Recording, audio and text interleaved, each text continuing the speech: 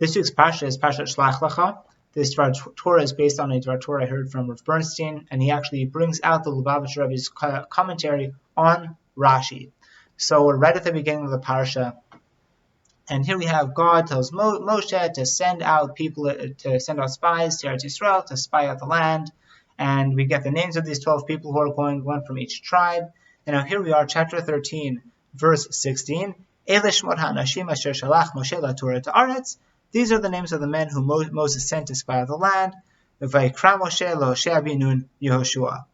Moses called it Hoshea, son of Nun, Joshua. Moshe changed his name. And on this Rashi says,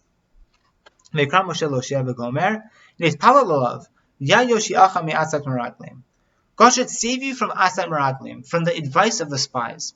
Now we have a couple of questions here. So clearly Moshe is worried about Joshua. Now why? Seems like he's worried about the spies. So we can't help but ask, well, why doesn't Moshe just send other people if he's so worried about them? And now we could say, look, maybe there are no other alternatives. But even if that's true, why doesn't Moshe just pray for them too? Why isolate Joshua in this way? That's the question the Lubavitcher Rebbe has on Rashi. Now we should have on Rashi. You look at this and you're like, okay, well, why doesn't Moshe pray for everyone else? That's the question we're looking to deal with. And as background information, we need to ask ourselves, what was the goal in them going out to explore the land? What are they supposed to do when spying out the land? Moshe says, La Torah to Aretz, right? To go spy out the land, check it out. Now we see that the instructions that Moshe gives the Meraglim, they're actually very specific. He says, reach them at the Aretz, right? Go see the land. How is it? Hachazaku, harafeh, hamatu imrav. See the land, how is it? And the land that dwells in it, is it strong or weak? Is it few or numerous? Is the land good or bad? Are the cities strong or are they weak?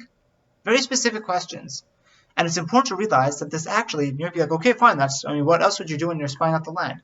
Actually, that's a good question. Because if we go to Parshat Dvarim, then we actually see a bit of a completion of the story of the Meraglim. Because if you were to just look at Shelach Lecha, we would think that it was God's idea to send the Meraglim. But really, we go to Dvarim and we get more of the background context of how this came about. That is to say, Moshe is rebuking the Jewish people at the beginning of Sefer Dvarim. We are in chapter 1, verse 22, if you want to take a look at it inside. And I'm just going to read it in English just for the sake of speed. All of you approached me and said, let us send men ahead of us and let them spy out the land and bring back word to us. What are we looking? Right?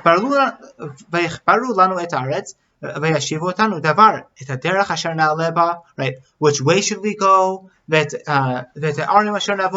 which cities should we go and conquer first? It's an issue of strategy. That's what the Jewish people really wanted. They're not looking to see, is it strong or is it weak? They're just trying to figure out, good spycraft, strategy sessions for the upcoming war.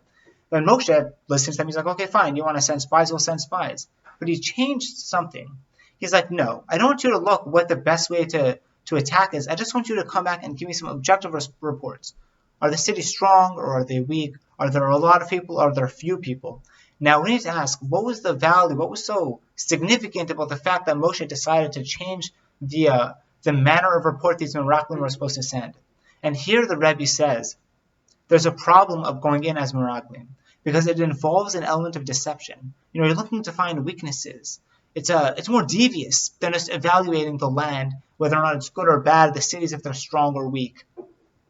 And while it's true, it certainly might be more helpful to get a sense of what the best way to go up is, there is something dangerous about looking at things that way. Because once people start to assume a devious way of doing things, it's really hard to know where the deception will end.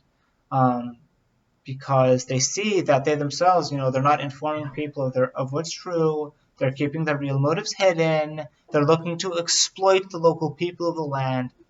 And given the condition of Israel at this stage, that's really not a healthy way of them engaging in looking at things. Because now the Meraglim might start looking at the people of Canaan like that. When they come back, they might start looking at their own people like that. They might start looking at the leadership like that. And they might start looking at Moshe like that. They're like, we went in to start getting a sense of what this land is supposed to be, and we didn't tell what other people what we were thinking. Maybe you're like that too, Moshe. Are you really telling us what you're really thinking? And that's just too dangerous. So Moshe says, just look at the dry facts. Is it good? Is it bad? Is it strong? Is it weak? Are there many people? Are there few people? That's how Moshe wants them to report. And this is what Moshe means when he starts davening for Yehoshua, that he shouldn't be caught up in the Atzan Meraglim. And the Rebbe here makes an incredible diuk, which for sure would have passed us by if we didn't have his comment. He says like this. Says Lubavitcher Rebbe. It says Rashi. Nitpal alav ya Yoshiacha me'atzat meraglim. Now the way we would have translated this is, God should save you from the Eitzah of the Meraglim. The Eitzah of the people, the Meraglim.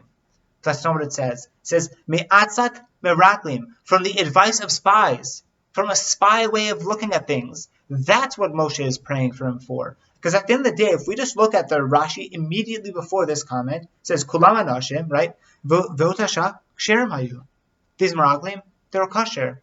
So why would Moshe be praying for Yehoshua against these other Meraglim? They're ksherim, they're good people, things were going well. And the answer is to save Yehoshua from spycraft. But why did Yehoshua need it specifically? And that's because at this point, everyone knew that Yehoshua was going to be going in to lead the Jewish people into Eretz Yisrael. And therefore, if there's anyone who's going into Eretz Yisrael with a mind to see the best strategy to attack, it's Yehoshua. He's the most way who's likely to look at it in the kind of Meragel type of way. And that's why Moshe prays for him specifically. And this is all within this diuk of Rashi, Me'atzat Meraglim. It's amazing. And now what's sad about this, the irony is that of all people who needed this prayer, it was actually not Yehoshua or Kaleb. It was actually the other 10 Meraglim, who we thought would have been okay. And we'll end there, and we'll see you next week. Shabbat Shalom.